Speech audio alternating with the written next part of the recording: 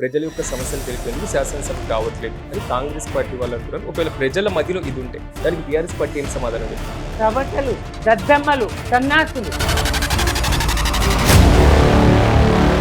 గుడ్లు వీకి గోటీలు ఆగుతా, లాగుళ్ళ తొండలు ఇడుస్తా, బట్టలు ఇప్పదీసి కొడతా, పిర్రు చంపుతా. నా నోట్తో అనకూడదు మహిళను. దుర్భాషలు రేవంత్ రెడ్డి గారి నోట్లో వచ్చాయి. ఆ రైతు భరోసా ఎగనే కొట్టింది అనుకోండి మొత్తాన్ని, కానీ ఆ సినిమా యాక్టర్ని మాత్రం చేయలేవు.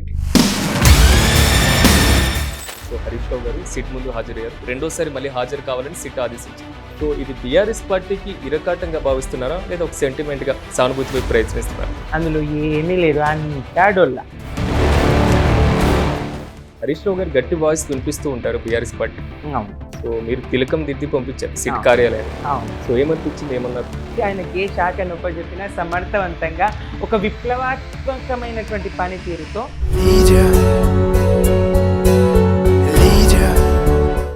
హరీష్ రావు గారు కానీ, కేటీఆర్ గారు కానీ, కేసీఆర్ గారికి కుడియడమ బుద్ధ.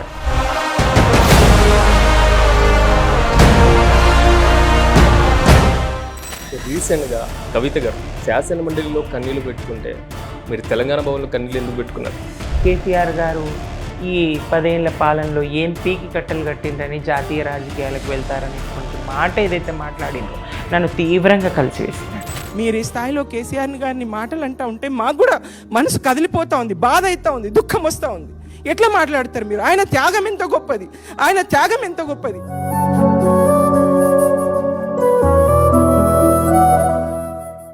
నమస్తే, వెల్కమ్ టు మెగా 9 టీవీ. ఈరోజు నేను ఒక ప్రత్యేకమైనటువంటి అతిథితో మీ ముందున్నాను. తెలంగాణ ఉద్యమంలో తమకైనటువంటి పోరాటం చేసి తెలంగాణ ఉద్యమంలో తమకంటూ ఒక పేరు ప్రఖ్యాతులు సాధించి బీఆర్ఎస్ పార్టీలో సీనియర్ మహిళా నాయకురాలిగా, అదేవిధంగా టీఎస్పీఎస్సీలో మాజీ సభ్యురాలిగా తనకంటూ ప్రభుత్వం వైపు నుంచి కూడా బాధ్యతలు వహించారు.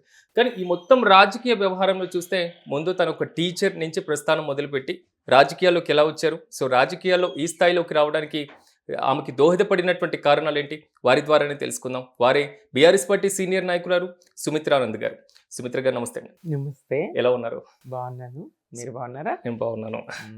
చాలా వరకు కనబడుతున్నటువంటి అంశం, ఇప్పుడు వినబడుతున్నటువంటి అంశం, తెలంగాణలో తెలంగాణ ఏర్పడిన తర్వాత మహిళా నేతలకి సంబంధించి ప్రాధాన్యత ఇస్తున్నారు. మహిళలు చాలా వరకు యాక్టివ్ అవుతున్నారు, ఇంతవరకు ఉంది. కానీ మీ టీచర్ దగ్గర నుంచి రాజకీయాల వైపు ప్రస్థానం ఎలా సాగింది? ఎక్కడ బీజం పడింది? ముందుగా చెప్పాలంటే టీచర్గా కూడా కాదు, ముందు నేను ఒక సామాజిక ఉద్యమకారిణిగా, మహిళా సమస్యల పట్ల స్పందించే ఒక మహిళా హక్కుల కార్యకర్తగా నా జీవితం ప్రారంభమైంది. 89లో ఆనందరావును ఆదర్శ వివాహం చేసుకున్న తర్వాత వరకట్న రహిత ఆదర్శ వివాహం మాది. కట్నం లేదు. కట్నం లేదు, సాంప్రదాయాలు, మేళతాళాలు, పెళ్ళంటే పందిళ్ళు, సందళ్ళు అని పాడుకుంటారు కదా, అవి ఏవీ లేకుండా ఆదర్శ వివాహం. ఇప్పుడు కూడా నాకు తాళి మట్టలు లాంటివి ఉండవు. ఈ తర్వాత ఆదర్శ వివాహం తర్వాత నేను ఒక నవల చదివిన. మా పెళ్ళైన తర్వాత మా ఊర్లో ఉండే లైబ్రరీలో 2 కార్డ్స్ ఉండేవి. నాకు విపరీతంగా చదివే అలవాటు. నాకు దాదాపుగా రోజు 1-2 సెలవు ఎక్కడ వస్తుందో అని చెప్పి 2 కార్డులు పెట్టి నేను లైబ్రరీకి సెలవు వచ్చిన రోజు కూడా నా దగ్గర పుస్తకం ఉండేటట్టు చూసుకునేది. అట్లా కాలుతున్న పూలతోట అని ఒక నవల చదివిన నేను. అది నన్ను చాలా ప్రభావితం చేసింది. అందులో ఒక 3 మహిళలు మహిళా సమస్యల పట్ల వాళ్ళ ఒక అండర్ గ్రౌండ్ ఉద్యమం వాళ్ళు చేస్తూ ఉంటారు. మహిళా సమస్యల పరిష్కారం కోసం తీవ్ర స్థాయిలో ఆ మహిళలు ప్రయత్నం చేస్తూ ఉంటారు. అది నేను మా ఆనందరావుతో, నా భర్తతో చెప్పి, ఇది బాగుంది, నేను కూడా ఇట్లా చేయాలనుకుంటున్నా. మహిళా సమస్యల పరిష్కారం సాధారణంగా నేను అప్పటికే మహిళా సంఘం ప్రారంభించి ఉన్నా. పరిష్కారం ఇట్లా అవుతలేదు అని అంటే, లేదు సమాజంలో ఉండి ఏదైనా చేస్తే బాగుంటుంది. మరి యూజీగా వెళ్తే దళాలు ఏర్పాటు చేసుకోనో ఇంకోటి అంటే మిమ్మల్ని మీరు కాపాడుకోవడానికే సమయం ఇది అవుతుంది, అది సరికాదు, మీరు సమాజంలో ఉండి కూడా ఏదైనా చేయొచ్చు అని చెప్తే అప్పుడు మహిళా సంఘం ద్వారానే మహిళా సమస్యల పరిష్కారానికి ప్రయత్నం చేసేది పెద్ద ఎత్తున. అట్లా ప్రారంభమై మరి దీనికంటే కూడా ఇంకా రాజకీయాల సపోర్ట్ కనుక ఉంటే ఇంకా బాగా చేయగలుగుతామేమో అని చెప్పేసి టీడీపీలో చేరడం. ఫస్ట్ నేను 98 వరకు టీడీపీలో ఉన్నాను. 90లో టీడీపీలో చేరి 98 వరకు టీడీపీలో ఉన్నాను. టీడీపీలో ఉన్నప్పుడే చాలా క్రియాశీలకంగా రాజకీయాల్లోకి వచ్చినాను. కేసీఆర్ గారు ట్రాన్స్పోర్ట్ మినిస్టర్గా ఉన్నప్పుడు నేను ట్రాన్స్పోర్ట్ అథారిటీ మెంబర్గా తెలుగుదేశంలో, తను మా జిల్లా పార్టీ ఇన్ఛార్జ్గా కేసీఆర్ గారు పనిచేశారు. అట్లా పూర్వ పరిచయమే ఏ కేసీఆర్ గారితో ఉండేది. ఆ రకంగా రాజకీయ జీవితం ప్రారంభమైంది. మధ్యలో నేను ఉపాధ్యాయురాలిగా 98లో నేను అటు ప్రభుత్వ ఉపాధ్యాయురాలిగా వెళ్ళిపోయినాను. ఇక ఉపాధ్యాయురాలుగా ఉంటూ కూడా అనేక ఉపాధ్యాయ సంఘాలు సమస్యల మీద పోరాటం. మా యూనియన్ ఏపీటీఎఫ్ అప్పుడు సంఘపరంగా బాధ్యతల్లో ఉండి రాష్ట్ర ఉపాధ్యక్షురాలుగా పనిచేస్తూ ఉపాధ్యాయ సమస్యల పరిష్కారానికి కూడా ఉద్యమాలు, అట్లాగే ప్రజా ఉద్యమాలు కూడా ఆనాటి సామాజిక సమస్యలు ఏ ఉన్నా తక్షణం స్పందించడం, ప్రతి ప్రజా ఉద్యమంలో డంకెల్ ముసాయిదా, ఘాట్ ఒప్పందాలు, వ్యవసాయ సంబంధమైనటువంటివి, విత్తనాలకు సంబంధించి దాన్ని వ్యతిరేకిస్తూ, అలాగే సారా వ్యతిరేక ఉద్యమంలో కూడా క్రియాశీలక పాత్ర, అక్షరాస్యత ఉద్యమంలో క్రియాశీలక పాత్ర, ముఖ్యంగా ఆడపిల్లల చదువు వెనుకబాటుతనం. మా అత్తగారు జిల్లా అయినటువంటి కామారెడ్డి ప్రాంతంలో ఆడపిల్లలను అస్సలు చదివించేది కాదు. పాపం వాళ్ళు నడక నేర్చిన కాడి నుంచి బీడీలకు దారం చుట్టడానికి పంపించడం, బీడీలు నేర్పడంలో శిక్షణ ఇప్పించడం. ఆ బీడీలు నేర్చుకుని పక్కింట్లో ఎవరైనా చేస్తే వాళ్ళ దగ్గరకు పోయి అక్కడ నేర్చుకునే ప్రయత్నం చేసేది వీళ్ళు. ఆడపిల్లలంతా బీడీ పరిశ్రమకే తల మునుకలుగా ఉండేది, వాళ్ళని బడికి అసలు పంపించేది కాదు. నన్ను చాలా బాధ పెట్టింది. ఆడపిల్లలు చదవాలని దానికోసం కూడా ఒక ఉద్యమం లాగా ఆడపిల్లల్ని చదివించే ప్రయత్నం చేసి కొంత పెంచగలిగిన అనే తృప్తి. మా ప్రాంతంలో అయినా కనీసం నేను ఆడపిల్లలు చదివేటట్టు మా ఊర్లో కానీ మా ప్రాంతంలో కానీ ఆ ప్రయత్నం చేసినటువంటి ఓ తృప్తి. చివరిగా నేను పదవికి ప్రభుత్వ ఉపాధ్యాయురాలుగా రాజీనామా చేసి టీఎస్పీఎస్సీలో చేరే ముందు నేను గర్ల్స్ హై స్కూల్లో పనిచేసిన. ఒక బాలికల పాఠశాల. నేను లింగంపేట గర్ల్స్ హై స్కూల్లో పనిచేసి అది ఇంకా నాకు చాలా సంతృప్తినిచ్చింది. ఆడపిల్లల శారీరక ఎదుగుదలకు వాళ్ళు సరిగా ఆహారం తినకపోవడం, మరి నాణ్యమైనటువంటి సన్న బియ్యంతో కేసీఆర్ ప్రభుత్వం భోజనం పెట్టడం, వాళ్ళకి హైజీన్ కిట్లు ఇవ్వడం, విద్యాభిషేకంగా ఆడపిల్లల్ని ప్రోత్సహించేందుకు కేసీఆర్ గారు చాలా ప్రయత్నం చేస్తుంటారు. పిల్లలకై చెప్తూ వాళ్ళను ఎదిగేందుకు, శారీరకంగా మానసికంగా పిల్లలు ఎదిగేందుకు, చదివేందుకు వాళ్ళని నేను మోటివేట్ చేసేదాన్ని. ఇట్లా ఉపాధ్యాయ వృత్తిలో. తర్వాత అటు నుంచి ఇంకా తెలంగాణ ఉద్యమంలో ప్రధానంగా అన్ని ఉద్యమాల్లోకి వెళ్ళా నాకు సంతృప్తినిచ్చినటువంటి ఉద్యమం తెలంగాణ ఉద్యమం. కానీ మీ వృత్తికి మీరు చేస్తున్నటువంటి ఉద్యమంలో ఎక్కడ ఇబ్బంది అనిపించలేదా? నా వృత్తిని కూడా నేను చాలా ఇష్టపడి, నేను చేసే పనిని చాలా ఇష్టపడి ప్రేమించి చేసినటువంటిది. వృత్తిని ఎవరైతే ప్రేమించారో, వృత్తిని ఎవరైతే అభిమానించారో చేస్తున్న పనిని ఆ పనిలో న్యాయం జరగదు. నా వృత్తిని ప్రేమిస్తూనే నేను ఇదిగా సామాజిక సేవా కార్యక్రమాలు కానీ ఇతరత్ర సాంఘికమైనటువంటి దురాచారాలకు వ్యతిరేకంగా పోరాడడం కానీ అది కూడా ఒక బాధ్యతగా నేను భావించిన కాబట్టి వృత్తిని ప్రేమిస్తున్న, వృత్తికి న్యాయం చేసిన. ఆ తర్వాత 96లో నేను పండిత శిక్షణకు తెలుగు పండిత ట్రైనింగ్ చేయడానికి ఆంధ్ర సారస్వత పరిషత్, తెలంగాణ సారస్వత పరిషత్ కాదు, ఆంధ్ర సారస్వత పరిషత్లో చేరిన. అక్కడ నా భాషకు చాలా అవమానం జరిగింది. నేను మాట్లాడే మాటలకు, నేను గ్రామీణ నేపథ్యము, నా తెలంగాణ పల్లెలో పుట్టిన నేను, తర్వాత ఒక పల్లె కోడలిగా నేను నా జీవితము, నా భాషను నేను మార్చుకోదలుచుకోలేదు. నేను మాట్లాడే భాషకు గట్ల కాదు అన్న పదానికే గొల్లు నవ్వింది అక్కడ తరగతి.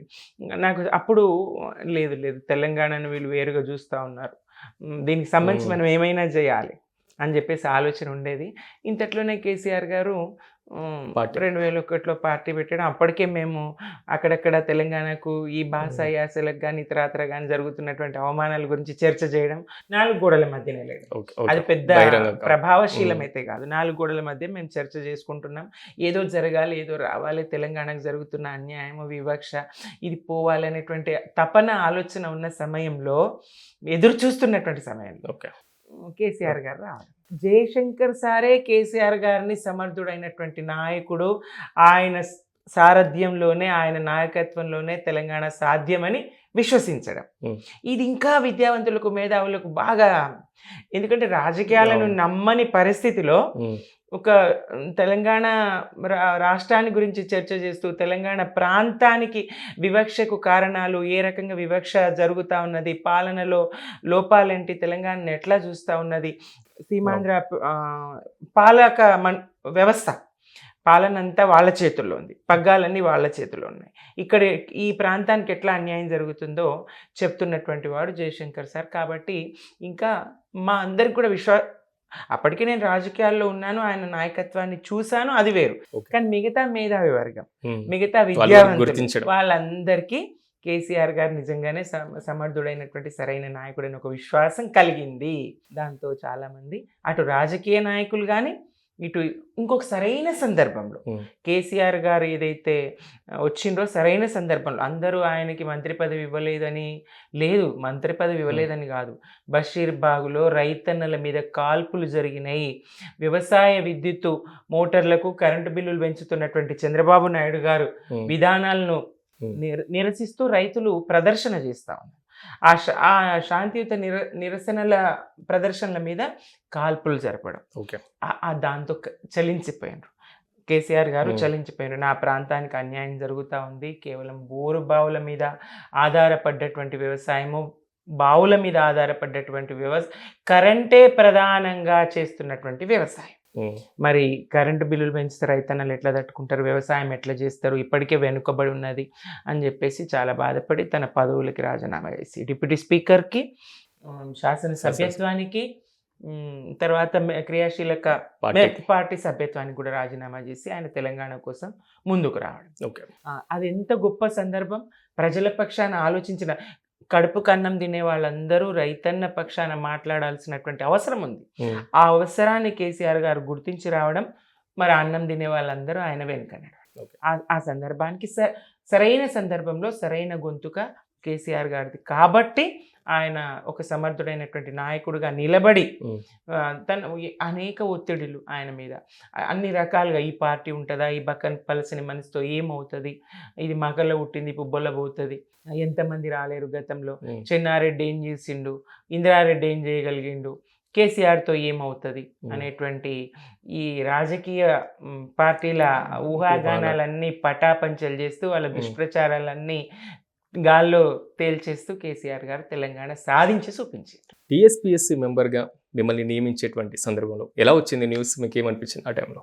కేసీఆర్ గారు ఉద్యమకారులను ఏ రకంగా గుర్తిస్తారు, వాళ్ళు ఎక్కడున్నా తన పార్టీలో ఉన్న ఉద్యమకారులే కాదు, బయట నుంచి వచ్చేటువంటి వాదన ఉద్యమకారుల్ని గుర్తించరు అనేటువంటి వాదన ఒక్కటండి. పార్టీలో ఆయన వెనుక నడిచిన వాళ్ళే ఉద్యమకారులు కాదు. తెలంగాణ సమాజంలో నిజమైన ఉద్యమ గొంతుకలేవి, ఎవరు ఉద్యమంలో పనిచేశారు అనేదానికే నా పదవి నిదర్శనం కదా. ఆయన గుర్తించింది అనడానికి ఒక ప్రభుత్వ ఉపాధ్యాయురాల్ని నన్ను టీఎస్పీఎస్సీ మెంబర్గా నియమించగలిగారు. మరి నేను పార్టీ కాదు, అప్పటికి ప్రభుత్వ ఉపాధ్యాయురాల్ని. సరే, ఆయన పనిచేస్తున్న వేదికల్ని సమర్థించి మేము అప్పటికి రచయితల వేదికలో, తెలంగాణ రచయితల వేదికలో కానీ ఉపాధ్యాయ సంఘంలో కానీ ఉన్నాం. 2001లోనే కేసీఆర్ గారిని కలిసి మేము పనిచేస్తున్న అన్ని సంఘాలు తప్పకుండా మీ వెనుక నడుస్తాయి, తెలంగాణ ఉద్యమంలో భాగంగా మీ గొంతుతో మా గొంతు కలుస్తుంది, మీరు 3 కోటి గొంతుల్ని ఒక్కటి చేయడానికి బయలుదేరిండ్రు, తప్పకుండా మా గొంతు కూడా మేము సంఘాలుగా, రచయితల సంఘం కానీ ఉపాధ్యాయ సంఘాలు కానీ ఇతరత్ర సంఘాలుగా ఏ సంఘాలుగా మేము పనిచేసినా, కామారెడ్డిలో అధ్యయన వేదిక అనేది ఉండేది, ఇంకా రకరకాల సంఘాలు, మహిళా సంఘాలు ఉండేవి, ప్రజా సంఘాలు ఉండేవి, ఆ సంఘాలుగా మేమంతా మీ వెనుక నడుస్తాం, ప్రజా సంఘాల మద్దతు మీకు ఉంటుంది, తెలంగాణ సాధనలో భాగమవుతామని చెప్పిపోయినాం, మాట్లాడినాం. అనేక సందర్భాల్లో అవమానం జరిగినప్పుడు ముందుకు వచ్చినాం. పార్టీని అవమానించి చూసినా, తెలంగాణ వాదాన్ని అణచాలని చూసినా ఆ సందర్భాల్లో వచ్చి పనిచేసినాం, బయటకు వచ్చి. అట్లా ఉద్యమకారులను గుర్తించే కదా ఇచ్చిండ్రు. ఎక్కడున్నారనేది కాదు, తన వెనకాలే ఉన్నారా, తన పార్టీలో ఉన్నారా అనేది కాదు, వాళ్ళు ఎక్కడున్నా ఉద్యమకారులను టార్చ్ వేసి మరీ తీసుకురాగలరు. జాతి రత్నాలను సముద్రపు అంతర్భాగంలో ఉన్న వెతికి పట్టుకురాగలిగినటువంటి నైపుణ్యము, ఆయన చూపు అంత విశాలం, అంత ఇది కేసీఆర్ గారు. అయితే ఒక్కటి చెప్పదలుచుకున్నాను, నేను టీచర్గా పనిచేస్తున్నప్పుడే నేను ఒక యూపీఎస్లో పనిచేస్తున్న సందర్భంలో అక్కడ ఫస్ట్ క్లాస్లో నేను ఓనమాలు దిద్దిస్తున్న పిల్లలతో ఒక ఫస్ట్ క్లాస్ పిల్లగాడు వచ్చి తీవ్రంగా ఉద్యమం జరుగుతుంది. నా దగ్గరకు వచ్చి ఫస్ట్ క్లాస్ పిల్లగాడు టీచర్ పర్మిషన్ అని టీచర్ అంటాడు. ఎందుకురా నాన్న పర్మిషన్ దేనికి, కొంచెం సేపు ధర్నా చేసుకుంటాం టీచర్. ఉద్యమంలో ధర్నా ఏడ చేస్తావురా, నువ్వు ఏంది ధర్నా అంటే ఏంది, ధర్నా ఎక్కడ చేస్తావు, ఆడ రోడ్డు మీద పోయి, రోడ్డు పక్కనే మా స్కూల్ ఉంటుంది అన్నాడు, రోజు రోడ్డు మీద రాస్తా రోకోలు చేయడం వాడు చూస్తా ఉన్నాడు. రోడ్డు మీద మేము జరసేపు రాస్తా రోకో చేస్తాం మేడం, ధర్నా చేస్తాం మేడం మేము. ఫస్ట్ క్లాస్ పిల్లవాడు అడుగుతా ఉన్నాడు. ఎంత ఆశ్చర్యం అంటే నాకు ఒకటో తరగతి 6 ఏళ్ల పిల్లవాడికి కూడా ధర్నా అంటే ఏంటి, రాస్తా రోకో అంటే ఏంటి తెలిసినాయి ఆ ఉద్యమ పరిస్థితులు. అట్లాంటి వాడు కూడా మరి వాడు ఉద్యమంలో పాల్గొనలేడని అనలేం కదా, వాడు కూడా రోడ్డెక్కిండు కదా. ఆ పసి పిల్లవాడు కూడా రవికాంత్ అనే పిల్లవాడు, వాడి పేరు కూడా నాకు గుర్తుంది ఇంతవరకు. 6 ఏళ్ల పిల్లలు కూడా మేము ఉద్యమం చేస్తామని అడిగినటువంటి సందర్భం అది. ఎవరు ఉద్యమకారులు గారు? కేసీఆర్ వెంట ఆయన ఒక్కడు ముందు నడిస్తే, ఆయన ఒక్కడు కదిలితే 100,000 జనం బారులు గట్టిండ్రు అని పసునూరి పాట రాస్తారు రవీందర్. ఆ బారులు గట్టి 100,000 జనం బారులు గట్టిండ్రు, ఉసిల్ల పుట్ట తీరు ఉప్పెనయ్యిండ్రు, అట్లా ఉరుముతున్న ఉద్యమం మెరుపులయ్యిండ్రు అని పాట. అట్లా 100,000 పోయి లక్షలు కోట్లోకి వచ్చి జనాభా అంతా కూడా జై తెలంగాణ అనకపోతే ఇంకా మనుగడ లేదు. జై తెలంగాణ అనాల్సిందే, తెలంగాణ సాధించాల్సిందే అని నై తెలంగాణ అన్న చంద్రబాబు కూడా జై తెలంగాణ అనాల్సి వచ్చింది. నై తెలంగాణ అన్నటువంటి తెలంగాణకు వైఎస్ రాజశేఖర రెడ్డి గారు కూడా తెలంగాణ అనాల్సి వచ్చింది. సీమాంధ్ర పాలకులందరూ కూడా, సమైక్యవాదులందరూ కూడా కేసీఆర్ గారితో గొంతు కలపక తప్పని పరిస్థితిని కేసీఆర్ గారు తీసుకొచ్చింది. ఆ స్థాయి చైతన్యాన్ని తెలంగాణ సమాజంలో ఆయన తీసుకురాగలి. ఎవరు రాజకీయంగా వాళ్ళకి అవకాశాలు ఇవ్వగలుగుతారు? ఎక్కడ సాధ్యం? పదవులు ఎన్నుంటాయి? ప్రజలందరూ పాల్గొన్నారు. కాకపోతే ఆయన కేసీఆర్ గారి నాయకత్వంలో పాల్గొన్నారు. అది సంతోషము.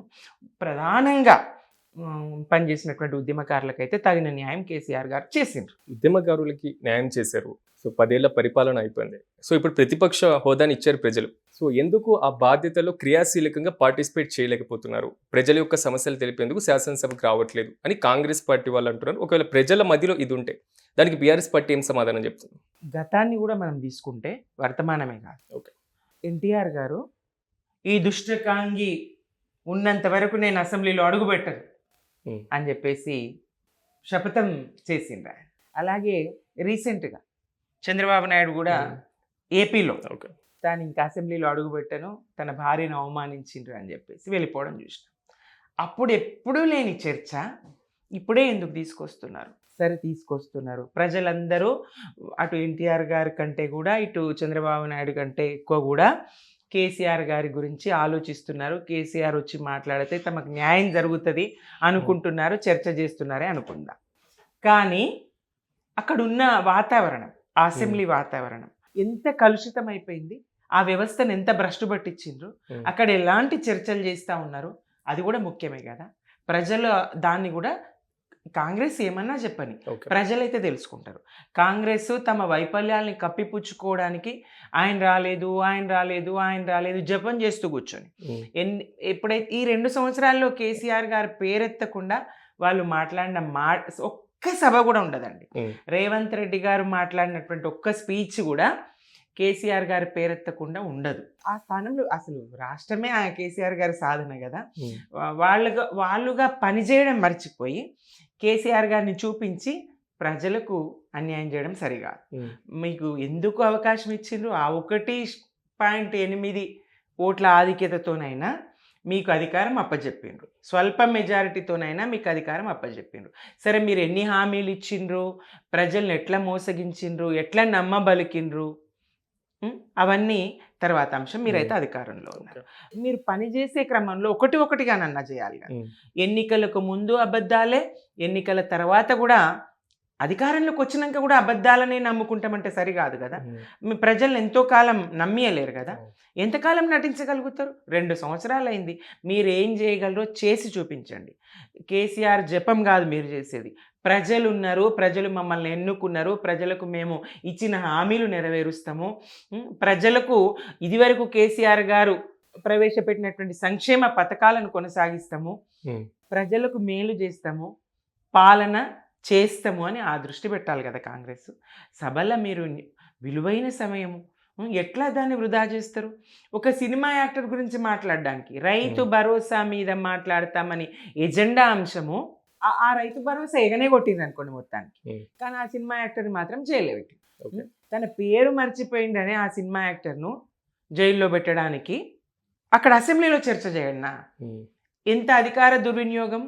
ఏమైనా అంటే దీనికి ఆద్యుడు కేసీఆర్ గారే ఈ తిట్ల దండకం మొదలు పెట్టిండ్రు అని అంటారు. కేసీఆర్ గారు ఎప్పుడు తిట్టిండ్రు, కేసీఆర్ గారు ఎట్లా తిట్టిండ్రు, కేసీఆర్ గారు ఎంత హుందాగా, ఎంత స్పష్టంగా తన భావ తీవ్రతను Okay. తెలియజేయడానికి, తన ఆగ్రహాన్ని తెలియజేయడానికి, ఆ సందర్భానికి అనుకూలంగా, సందర్భోచితంగా, అర్థవంతంగా ఆయన మాట్లాడారు. ఎట్లా నల్లారి కిరణ్ కుమార్ రెడ్డి గారు ముఖ్యమంత్రి. ఆయన ఎంత కోపంగా ఊగిపోతూ, తెలంగాణలో అయితే సిగమచ్చిందంటారు చూడండి, ఆ స్థాయిలో ఊగిపోతూ గర్జిస్తూ తెలంగాణకు ₹1 కూడా ఏం చేసుకుంటారో చేసుకోండి, తీవ్రంగా ఆగ్రహంగా ఆ సభలో, అంటే సభలో ఉన్నటువంటి ఈ ప్రాంత మంత్రులు, కాంగ్రెస్ మంత్రులు కానీ కాంగ్రెస్ ఎమ్మెల్యేలు కానీ ఆయనను ఆపరు, నిరసన తెలియజేయరు, వ్యతిరేకించరు, పెదవులు మూసుకుంటారు. మీ పదవుల కోసం పెదవులు మూసుకుంటారా?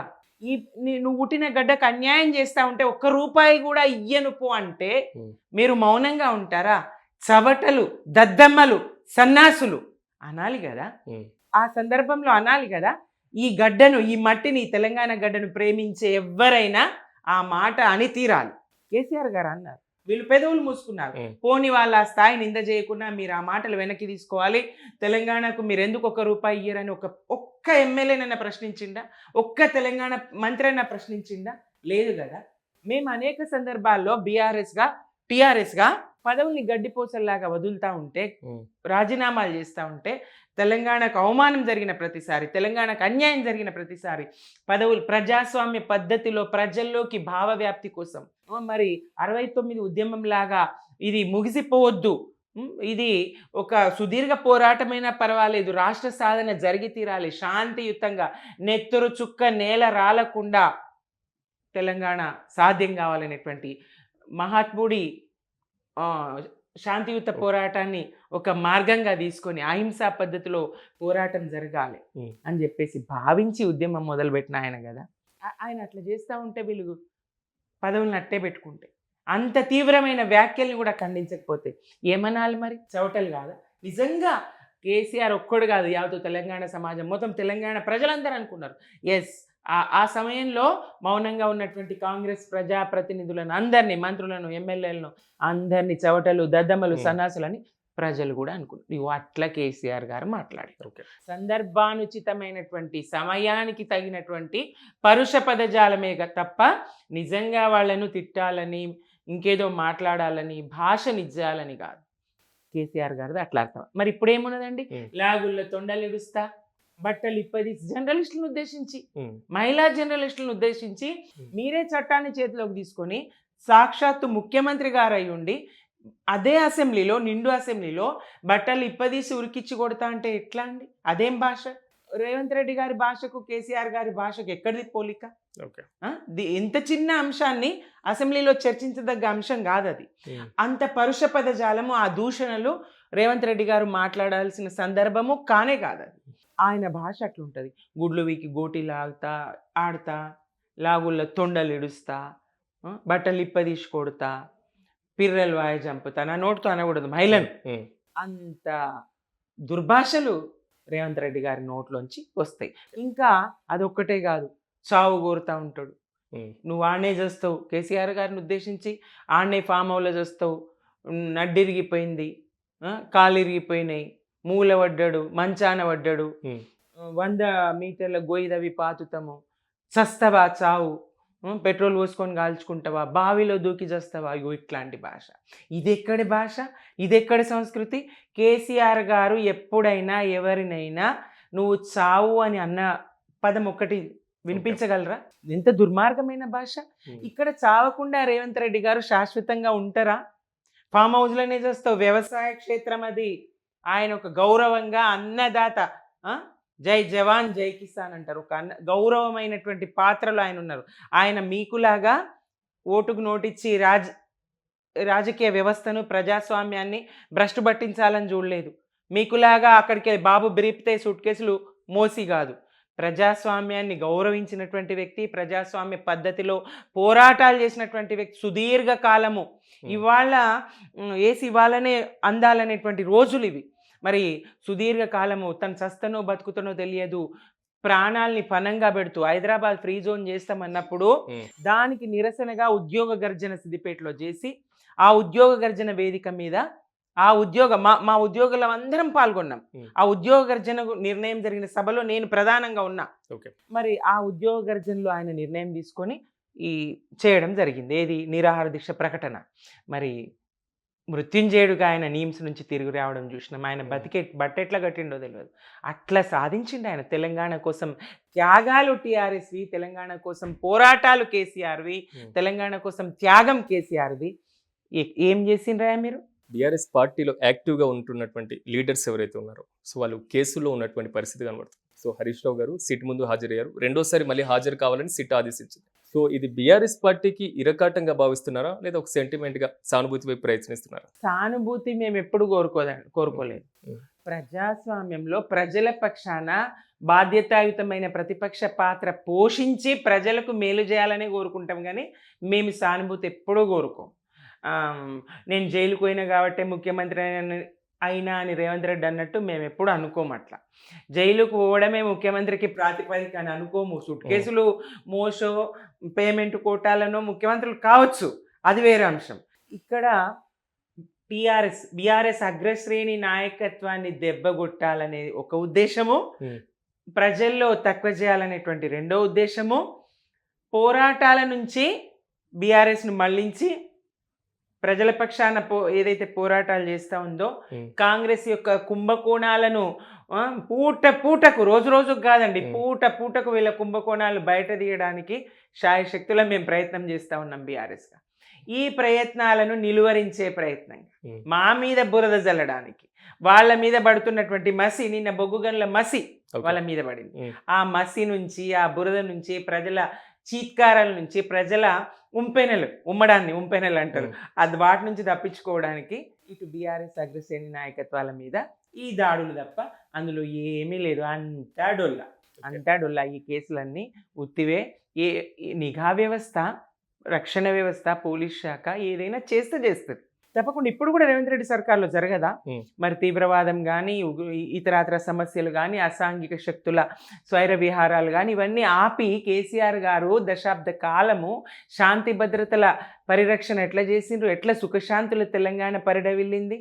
అంతకుముందు వీళ్ళు ఏమనేవాళ్ళు, తెలంగాణ రాష్ట్రం అయితే రాడికల్స్ రాజ్యం అవుతుంది, తెలంగాణ రాష్ట్రం వస్తే రజాకాల రాజ్యం అవుతుంది, తెలంగాణలో శాంతి భద్రతలు ఉండవు అని కదా భయపెట్టిండ్రు ప్రజలను. మరి ఎక్కడ ఎంత ప్రశాంతంగా ఎన్కౌంటర్లు ఉన్నవా? ఎదురుకాల్పులు ఎక్కడన్నా జరిగినాయా? ఎంత శాంతియుత వాతావరణం ఉండే? ప్రజలు పనుల మీద దృష్టి పెట్టి ఎంత చక్కగా పని చేసుకొని జీవన ప్రమాణాలను పెంచుకున్నారు. వలసలన్నీ వాపసు వచ్చినాయి కదా.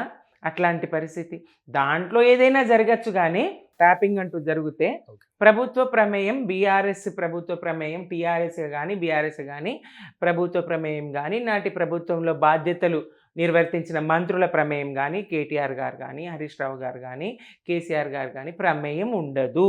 పోలీస్ శాఖ చేసింది. నిన్న సిట్ విచారానికి వెళ్ళేటప్పుడు మీరు కూడా హరీష్ రావు గారు గట్టి వాయిస్ వినిపిస్తూ ఉంటారు బీఆర్ఎస్ పార్టీలో.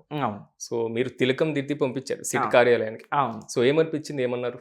అదే కదా, హరీష్ రావు గారు కానీ, కేటీఆర్ గారు కానీ, కేసీఆర్ గారికి కుడి ఎడమ భుజాలు, అగ్రశ్రేణి నాయకులు, ప్రభావం చేయగలిగినటువంటి ప్రభావశీలురైనటువంటి రాజకీయ నేతలు, వాళ్ళు తెలంగాణ సమాజం మీద వాళ్ళ ముద్ర ఉన్నది.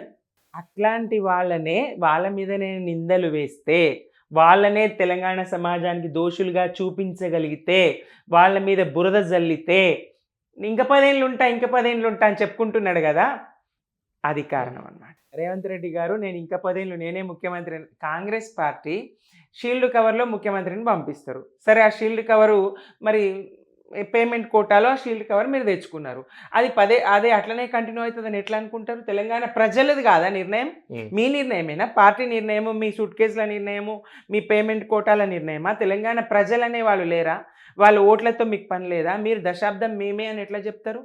మీరు మా మీద ఎంత బురద జల్లినా, మా అగ్రశ్రేణి నాయకుల మీద ఎంత బురద జల్లినా, అదంతా అసెంబ్లీనే గడగడలాడించి మీరు 10 మంది మంత్రులు వేసినా ఆయన సమాధానం చెప్పగలుగుతారు. ఆయన ఒక్కడికి మీకు సమాధానం చేతగాక ఇదే కోమటిరెడ్డి వెంకటరెడ్డి గారు ఏమంటారు, కేసీఆర్ వస్తే మాట్లాడే వాళ్ళం, ఈ పిల్లలతో ఏం మాట్లాడతాం, ఇది ఎక్కడి సమస్య అండి, 7 సార్లు ఎమ్మెల్యే, మంత్రి, ఏ శాఖను ఒప్పజెప్పినా 2 సార్లు మంత్రిగా పనిచేసి ఆయనకి ఏ శాఖను ఒప్పజెప్పినా సమర్థవంతంగా ఒక విప్లవాత్మకమైనటువంటి పనితీరుతో ఫలితాలని తెలంగాణ సమాజానికి అందించినటువంటి పాలనా దక్షత, నాయకత్వ లక్షణాలు హరీష్ రావు గారి కదా. ఆయన గురించి వీళ్ళు వెంకటరెడ్డి గారు పిల్లగాడంట, ఈ పిల్లగాళ్ళతో ఏం మాట్లాడతామంట, ఇగో ఇట్లా సమాధానం చెప్పలేక ఆడలేక మధ్యలో అన్నట్టు. నేనైతే బీఆర్ఎస్ పార్టీ వాళ్ళు షాక్ అయినటువంటి పరిస్థితి ఉంది. సో నెక్స్ట్ కేటీఆర్ కి నోటీసులు ఇస్తారు, సో కేసీఆర్ గారికి నోటీసులు ఇస్తారు, సో అరెస్టుల దాకా వెళ్తుంది అనేది మాత్రం కాంగ్రెస్ పార్టీ నుంచి వస్తున్న వాదన. ఏదైనా చేయనియండి, సిద్ధం. దేనికి? ప్రజల పక్షాన గొంతెత్తడానికి మేము కాంప్రమైజ్ కాం. బీఆర్ఎస్ గా మేము కాంప్రమైజ్ కాము. ప్రజలకు తెలంగాణకు అన్యాయం చేస్తున్నటువంటి కాంగ్రెస్ను అడుగడుగున ఎండగడుతూనే ఉంటాము. సాక్ష్యాలు ఆధారాలతో సహా వాళ్ళ కుంభకోణాలను పూట పూట బయట పెడుతూనే ఉంటాము. ఏ బొగ్గు గనుల, నైని బొగ్గు గనుల ఇంకా ఎవరిది, అల్లుడికి ఏం కట్టబెట్టాలనుకుంటున్నాడు, బావమరిదికి ఏం కట్టబెట్టాలనుకుంటున్నాడు, మంత్రుల మధ్య పంపకాల గొడవ ఏంటి. ఇంకొకటి నాకు గుర్తొస్తుందండి, రేవంత్ రెడ్డి గారు పదే పదే అందరినీ దాదాపుగా ఆయన నోటి నుంచి పదే పదే వచ్చే మాట ఏంది, బట్టలు ఇప్పదీసి ఉరికిచ్చి కొడతానే మాట. బీఆర్ఎస్ చాలా సంస్కారవంతమైనటువంటి పార్టీ, మేము ఆ మాట అనం. నువ్వు ఎంత తప్పు చేసినా బట్టలు ఇప్పించి ఉరికిచ్చి కొడతామనే మాట, బట్టలు ఇప్పదీసి కొడతామనే మాట మేము అనము. మాకు ఆ సంస్కారం మా అధినేత నేర్పిండు. కాకపోతే మేము మీ బట్టలు ఎట్లా ఇప్పదీస్తామంటే, మిమ్మల్ని నగ్నంగా ఎట్లా తెలంగాణ సమాజం ముందు, ప్రజల ముందు నిలబెడతామంటే మీ కుంభకోణాలను బయటకు తీసుకొస్తాం. మీరు తెలంగాణ ప్రజానికానికి చేస్తున్నటువంటి అన్యాయాన్ని, మీ దోపిడిని, మీ స్కామ్లను, మీ కుంభకోణాలను బయటపెట్టి మిమ్మల్ని నగ్నంగా తెలంగాణ సమాజం ముందు నిలబెడతాం కాంగ్రెస్ను మేము. ఈ రేవంత్ రెడ్డి సర్కార్ను ఆ రకంగా దిగంబరంగా నగ్నంగా మొత్తం ఒలిచి చూపిస్తాం.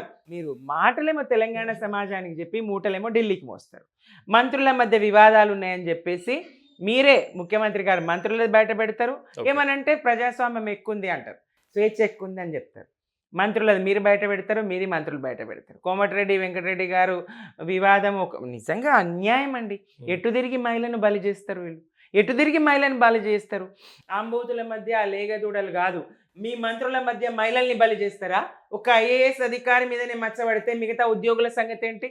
గతంలోనే మేము మహిళా కమిషన్లో వెళ్ళి ఫిర్యాదు చేయడం జరిగింది. మహిళా ఉద్యోగులను మంత్రులు ఇంటికి పిలుచుకుంటున్నారంటే ఇది ఎక్కడ అన్యాయము? ఇంటికి పిలుచుకోవడం ఏంటి? కార్యాలయాల్లో కదా పని చేయించుకోవాలి, ఈ చెడ్డ పేరు మహిళలకు రావద్దు అని ఫిర్యాదు. దాని మీద చర్చనే ఉండదు. మరి మహిళా కమిషన్ ఏం చర్యలు తీసుకున్నదో విషయమే ఉండదు. మిగతా అంశాల మీద పాపం మేము ఫుడ్ కమిషన్ మెంబర్ లెక్క హాస్టల్ ఎంబడబడుతుంది. అది కూడా ప్రైవేట్ హాస్టల్ ఎంబడబడుతుంది. ప్రైవేట్ కాలేజీలు ఎంబడబడి ఆహారం నాణ్యత ఎట్లుంది, గదుల నాణ్యత ఎట్లుంది. ముందు ప్రభుత్వ గురుకులాల సంగతి ఏంది, పిట్టల లెక్క పిల్లలు ఎందుకు చచ్చిపోతున్నారు, నాణ్యమైనటువంటి పిడికెడు అన్నం ఈ ప్రభుత్వం ఆ పిల్లలకి ఎందుకు పెట్టలేకపోతుంది? పేదలు, బడుగులు, బలహీన వర్గాలు, ఎస్సీలు, మైనారిటీలు, ఎస్టీలు చదివేటువంటి ఆ గురుకులాల్లో నాణ్యమైన పిడికెడు అన్నం ఈ ప్రభుత్వానికి పెట్టడం ఎందుకు చేతనైతలేదు? పిల్లలకి విషాహారము, కల్తీ ఆహారంతో వాళ్ళు చచ్చిపోతున్నారు. నిజంగా చిత్తశుద్ధి ఉంటే నీ బాధ్యత కాకుండా ఆ విషయమై మాట్లాడు. నిజంగా ఆ ఫుడ్ ఆహారానికి సంబంధించినటువంటి బాధ్యత మీది కాదు, అయినప్పటికీ మీరు పోతున్నారు. నిజంగా పిల్లలకి మేలే చేయాలనుకుంటే అటు పోండి. లక్షల్లో ఫీజులు కట్టి ప్రైవేట్ కాలేజీలకు వెళ్ళే పిల్లల పక్షాన మీరెందుకు వకాలు తబ్బుచ్చుకోవడం? వాళ్ళ పేరెంట్స్ చూసుకుంటారు. దాని నాణ్యత, ప్రమాణాలు అవన్నీ పేరెంట్స్ చూసుకుంటారు. అట్లా మహిళా కమిషన్ ఉంటుంది. ఏం చేసినా వీళ్ళు ప్రభుత్వం బట్టలు ఇప్పదీసి కొడతామన్నా, మహిళా జర్నలిస్టులను అర్ధరాత్రి అరెస్ట్ చేసినా, ఐఏఎస్ అధికారులను అవమానించినా, సంబంధాలు అంటగట్టినా ఇది ఉండదు. పాపం ఒక ఐఏఎస్ అధికారికే, మహిళా అధికారికే మచ్చబడితే మిగతా ఉద్యోగులది ఏంటి పరిస్థితి? వాళ్ళ కుటుంబాలు కానీ, సమాజం కానీ, కాంగ్రెస్ ప్రభుత్వంలో మహిళా ఉద్యోగుల పరిస్థితి ఏంటి? వాళ్ళని ఎట్లా చూడాలి? ఒక అనుమానం చూపు తెలంగాణ సమాజం నుంచి వాళ్ళు ఎదుర్కోవాలి కదా, కుటుంబాల నుంచి ఎదుర్కోవాలి కదా. ఇది అన్యాయం కదా. ఇక్కడ ఆంబోతులు మధ్య తగాదా, లేగదూడలుగా మంత్రులు బలవుతున్నారని చెప్తారు. అయ్యా, ఆంబోతులు మీడియా కాదు, 2 మీడియా సంస్థల్ని చూపించి ఆంబోతులు అన్నారు. ఆంబోతులు మీడియా కాదు, ఆంబోతులు మీరు బలి చేస్తున్న దూడలు ఎవరైతే అంటే జర్నలిస్టులు. అర్ధరాత్రి జర్నలిస్టులను మెడలు పట్టుకొని తీసుకుపోవడం, ఎయిర్పోర్ట్ నుంచి ఏదో బందిపోట్లను, క్రిమినల్స్ని, తీవ్రవాదులను తీసుకొచ్చినట్టు తీసుకురావడం, అట్లాగే మహిళల మీద ఐఏఎస్ అధికారులు లాంటి వాళ్ళ మీదే మచ్చ వేయడం. వీళ్ళు లేగదూడలు, మీరు ఆంబోతులు, మంత్రులు కానీ ముఖ్యమంత్రి గారు కానీ మీరు ఆంబోతులు, మీ మధ్య బలయ్యేది వీళ్ళు అని చెప్తాను నేనే. సో రీసెంట్గా కవిత గారు శాసన మండలిలో కన్నీళ్లు పెట్టుకుంటే మీరు తెలంగాణ భవన్లో కన్నీళ్ళు ఎందుకు పెట్టుకున్నారు? ఇది చాలా కఠినమైన ప్రశ్న అండి. నా విషయానికి వచ్చేసరికి శాసన మండలిలో కవిత గారికి రాజీనామా చేసినాక కూడా అవకాశం ఎందుకు ఇచ్చిండ్రు? 4 నెలల పాటు రాజీనామాను యాక్సెప్ట్ చేయకుండా ఎందుకు కొనసాగించిండ్రు? బీఆర్ఎస్ని తిట్టడానికైనా మండలిలో అవకాశం ఇవ్వడం ఆమెకు? సరే, ఆమె కన్నీళ్ళకి అర్థం ఉన్నదని నేనైతే అనుకోను. ఆమె సరే వ్యక్తికి గాయమైనా దుఃఖం వస్తుంది, రాదని కాదు. వ్యవస్థకు గాయమైతేనే బాధపడాలి, తెలంగాణ సమాజానికి గాయమైతేనే ఏడవాలని కాదు. వ్యక్తిగా తనకు నష్టం జరిగినా దుఃఖం వస్తుంది, అది సహజమే.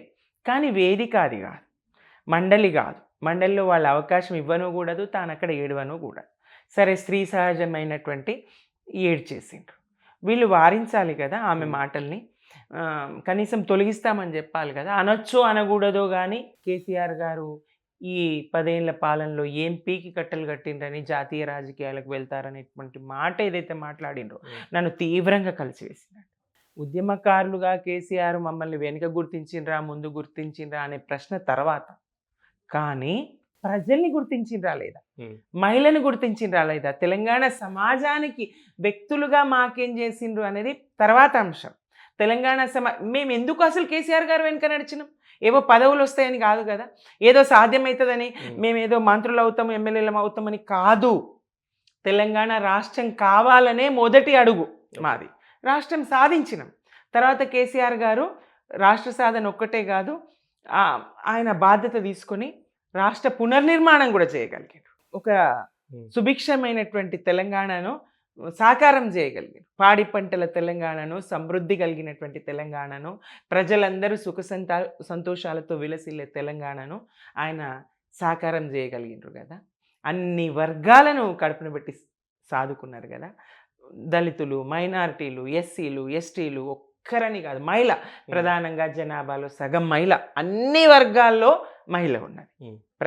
ఎస్సీలు కొంతమంది కావచ్చు, ఎస్టీలు కొంతమంది కావచ్చు, బీసీలు కొంతమంది కావచ్చు, ఇతర ఫార్వర్డ్ క్యాస్ట్లు, ఏ కులాలైనా ఏ వర్గాలైనా అన్ని వర్గాల్లో సమానమైనటువంటి మహిళ ఉన్నది.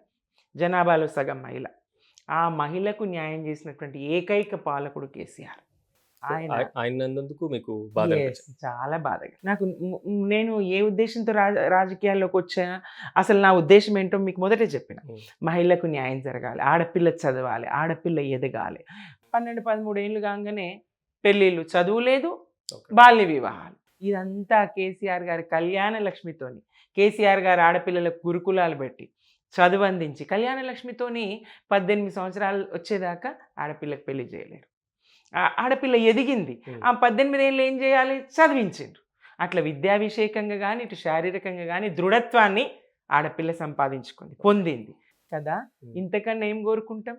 ఒంటరి మహిళ పాపం సమాజంలో చీత్కారాలు. ఒంటరి మహిళ అంటే భర్త చనిపోయో, లేకపోతే భర్త వదిలిపెట్టో, కుటుంబం అండలేకనో ఒంటరిగా ఉన్న మహిళ అంటే తెలంగాణ సమాజము కాదు, దేశవ్యాప్తంగా ఎక్కడైనా ఒంటరి మహిళ అంటే చీత్కారం, చిన్న చూపు. అటువంటి ఒంటరి మహిళ బతుకుదేరు ఎట్లా అని ఆలోచించిండు కేసీఆర్ గారు.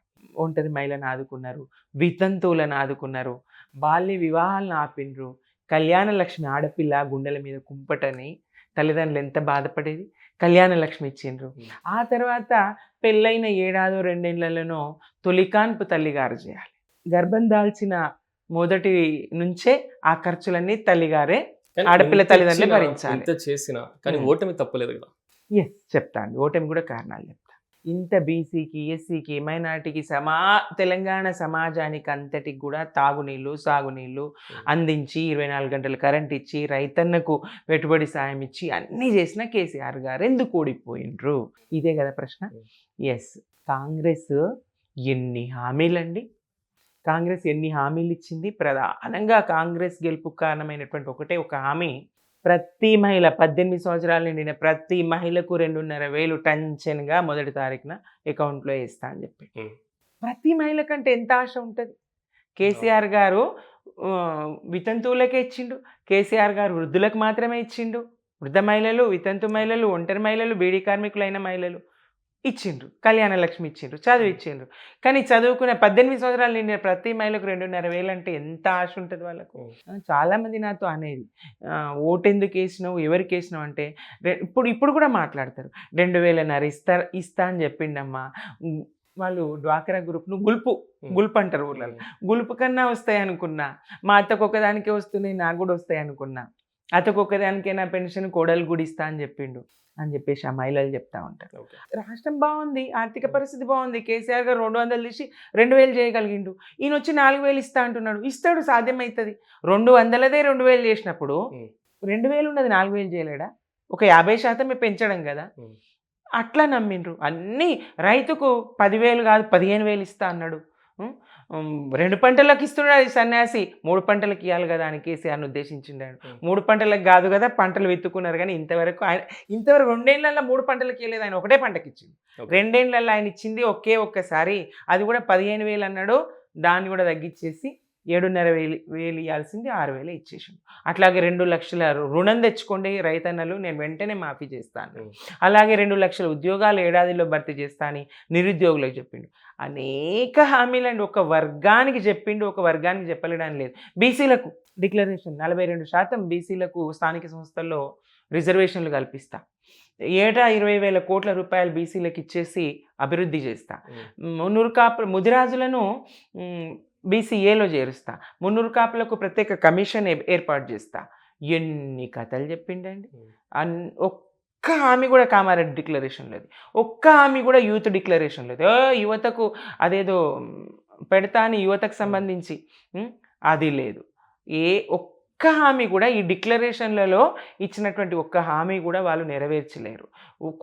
కొద్దో గొప్ప ఇప్పటికిప్పుడు ప్రభుత్వం మీద బర్డెన్ పడవు అనుకున్నటువంటివి, అప్పుడప్పుడే గాడిలో పడుతున్న ఆర్టీసీని, లాభాల బాటలు పట్టిస్తున్నటువంటి ఆర్టీసీని నాశనం చేయడానికి అదొకటి ఫ్రీ బస్. సరే, మంచిదే. మహిళలకు అన్ని బస్సులో పెట్టండి.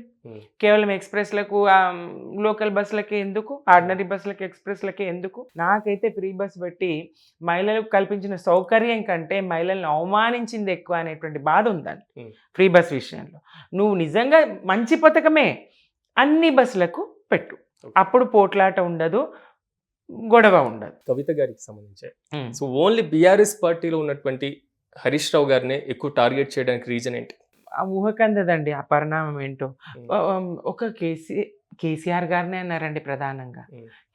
ఎప్పుడు ఇదేది మాట్లాడకముందు మే 1 తారీఖు నాడు, మేడే నాడు తన ఇంట్లో కార్మికుల సమావేశం పెట్టి సామాజిక తెలంగాణ సాధ్యం కాలేదు అన్నప్పుడు మొదటి దెబ్బనే కేసీఆర్ గారిని కొట్టిండు. నేను ఇందాక అనేక పథకాలు వివరిస్తూ చెప్పిన, ఎంత ప్రజలకు అందుబాటులో ఉండే పాలన, ప్రజలందరికీ ఆఖరికి వచ్చే పాలన కేసీఆర్ గారిది కదా. మరి అటువంటి కేసీఆర్ గారినే అంటారు. ఇంకా ఇక హరీష్ రావు గారు కానీ కేటీఆర్ గారిని కూడా అన్నారు, ట్వీట్లకే మీరు పరిమితం అవుతా ఉన్నారు, సోషల్ మీడియాకే పరిమితం అవుతా ఉన్నారు. హరీష్ రావు గారిని కూడా అన్నారు. కేటీఆర్ గారితో పోలిస్తే హరీష్ రావు గారిని టార్గెట్ చేస్తూ ఉన్నారు. గొంతుకలనే ఎవరైనా నిలువరించాలని చూస్తారు. తనకు వ్యక్తిగా టీఆర్ఎస్ లో సముచిత స్థానం దక్కలేదు, తనని గుర్తించలేరు, ఆ పార్టీని ఎవరు భుజాల మీద మోస్తున్నారు, వాళ్ళ దెబ్బ కొడితే ఈ పార్టీకి ఏమైనా నష్టం జరుగుతుంది అనుకుంటున్నారా, ఏమనుకుంటున్నారో ఆమె ఆలోచన ఏంటో. ఇప్పుడు ఉన్నటువంటి సిచ్యువేషన్ లో మీకు ఇబ్బంది అనిపిస్తుంది? ఎందుకంటే కేసీఆర్ గారి కుమార్తె జాగృతిని నడిపినటువంటి వారు, తెలంగాణ ఉద్యమంలో ఉన్నటువంటి వ్యక్తి. సో ఇప్పుడు పార్టీ నుంచి బయటికి వెళ్ళాక మనం కూడా ఆమెను తిట్టాలి కదా అనేటువంటి కోణంలో ఏమైనా ఇబ్బంది అనిపిస్తుందా? మేమైతే తిట్టామండి. మేము తిట్టాల్సిన, ఎందుకంటే కేసీఆర్ గారి శిక్షణ అట్లాంటిది. విభేదిస్తే విధానపరమైనటువంటి విభేదాలే, దానికి సంబంధించి వ్యక్తిగతంగా దూషణలు మా నుంచి రావు. కవిత గారినే కాదు, ఎవరినే వ్యక్తిగత దూషణలు మా నుంచి ఉండవు. ఇంకా కవిత గారు ఆమెతో కలిసి పనిచేసినాం, ఆమెతో కలిసి నడిచినాం, ఆ మాత్రం చేయడానికి కూడా ఇబ్బందిగా అనిపిస్తుంది. ఆమె మాట్లాడిన మాటలను ఖండించే సందర్భంలో కూడా ఖచ్చితంగా ఇబ్బంది అనిపిస్తుంది. అప్పుడు కూడా దుఃఖమే వస్తుంది.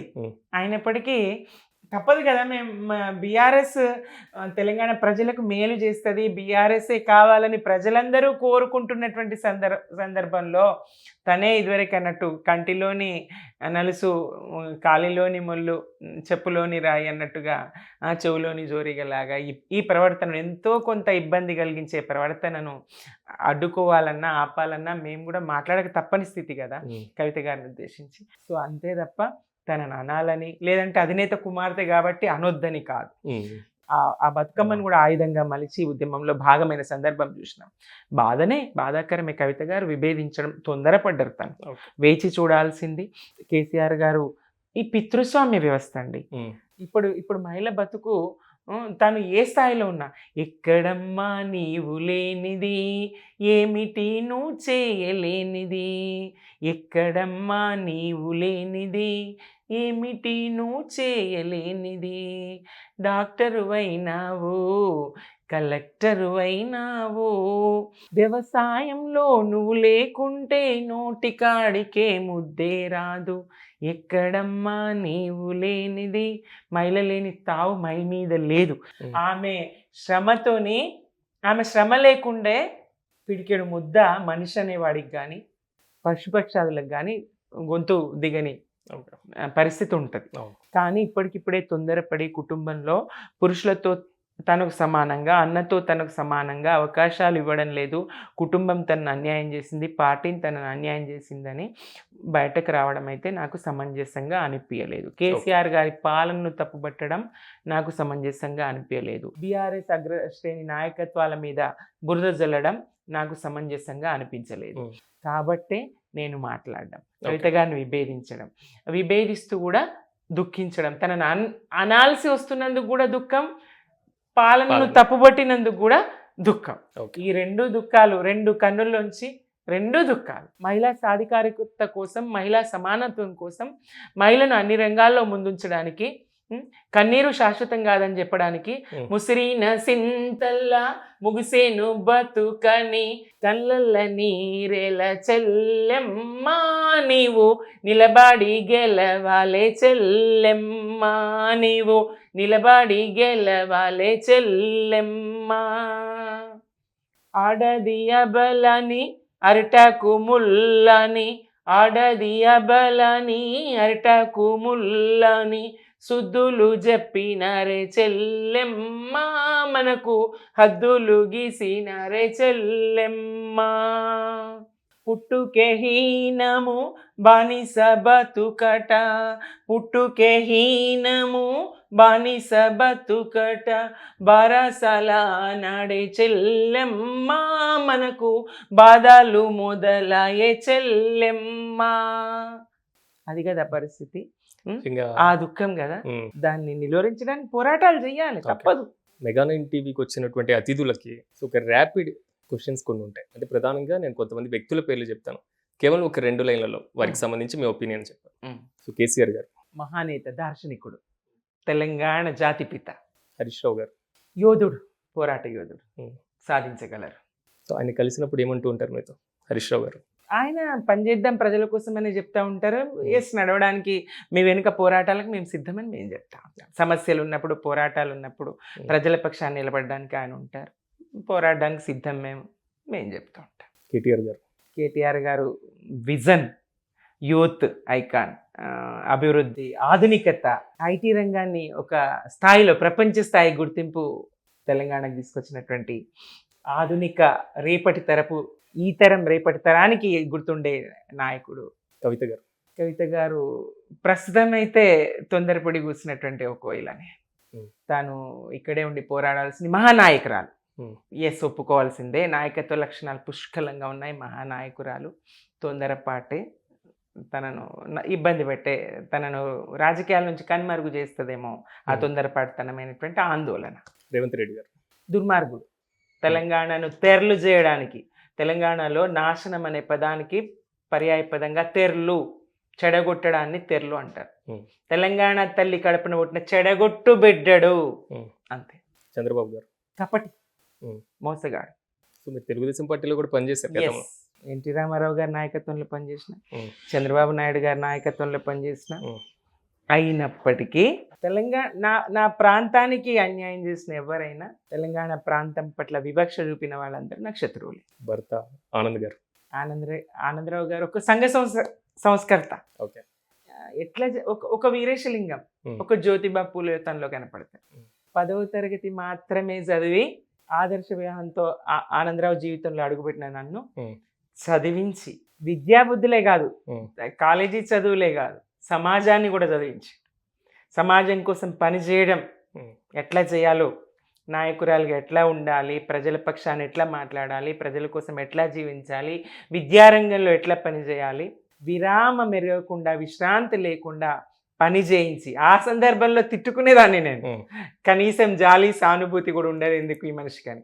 అయినప్పటికీ నన్ను తీర్చిదిద్దడానికి ఈ శిలను ఒక శిల్పంగా మలచడానికి ఉలి దెబ్బలు, పని చేయించిన తీరు అట్లా ఉపయోగించి నన్ను తీర్చిదిద్దినటువంటి గొప్ప వ్యక్తిగా ఆనందరావు. ఫైనల్ గా సుమిత్ర గారిని భవిష్యత్తులో ప్రజాప్రతినిధిగా చూడబోతున్నామా?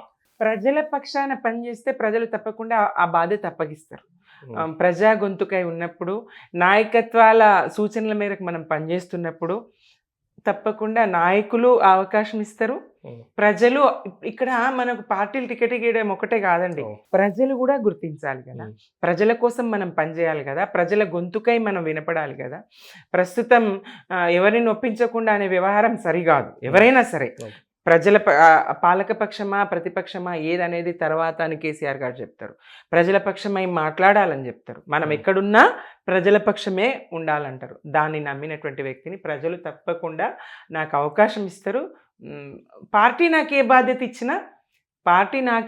ఇచ్చినా ప్రజలు నాకే బాధ్యత ఉపయోగించినా చేయడానికి, ప్రజాసేవ చేయడానికి, ఆ బాధ్యతతోనే నేను వచ్చిన కదా రాజకీయాలు, ప్రత్యక్ష రాజకీయాల్లోకి. నేను ఆ పని ఈ గత 2.5 సంవత్సరాలు టీఎస్పీఎస్సీ వదిలిన తర్వాత 2 లక్షల ఉద్యోగాలు ఇస్తా, ఈ కమిషన్ తప్పుకుంటే ఏడాదిలో అని చెప్పేసి రేవంత్ రెడ్డి గారు ఫిట్టింగ్ పెట్టిండ్రు.